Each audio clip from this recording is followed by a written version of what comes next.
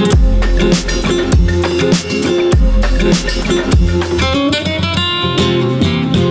Pedro Andrade and I'm here with Miguel Carrillo, and today we're going to be talking about what makes the new Latin American traveler and market so appealing to the rest of the world. Miguel, thank you so much. Thank you, Pedro. Great opportunity. Who is this new Latin American traveler and how would you describe him? They will want to come back saying, I was there. I lived it. I breathed the same air they did. I learned things that I thought I knew that are extremely new to me. So they want to come back almost feeling like, you know, they lived in that place, even if it was just for, 48 hours or a week or a month.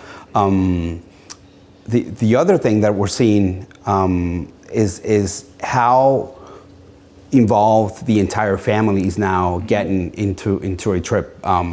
In the past, you would see the parents that would do the traditional stops that they had to do with their kids because the kids needed to go to, a kids park or they needed to do this and that.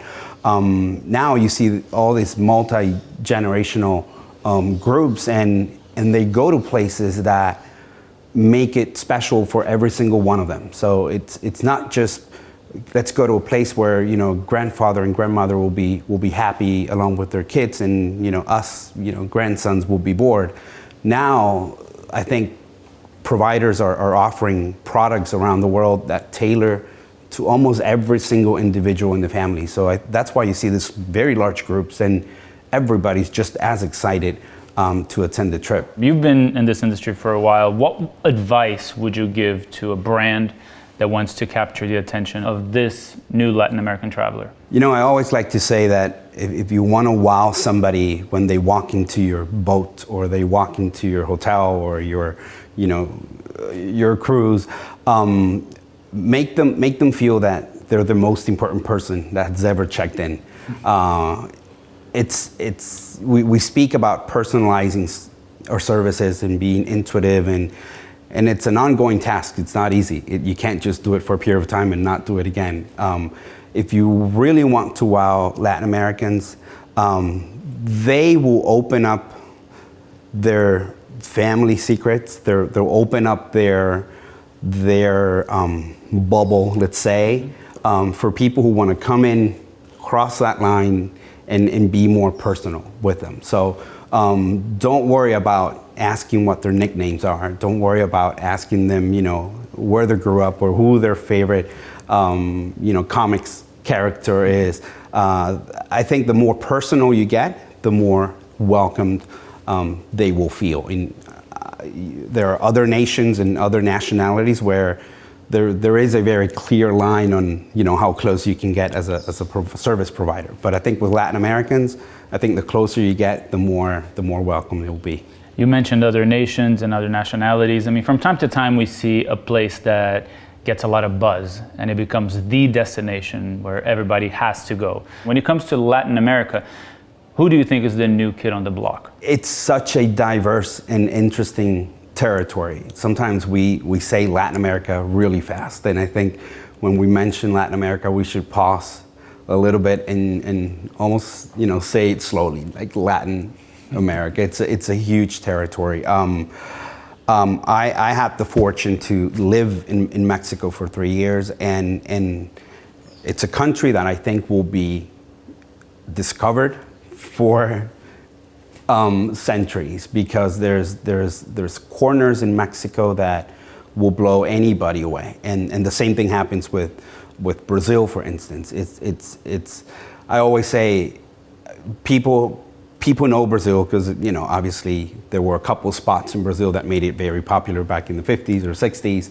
and a lot of people assume that that's all there is. That little beach side in Rio, the ones that you see in the postcards. But there are so many incredible places that will be in some way discovered by many people, but obviously not by Brazilians.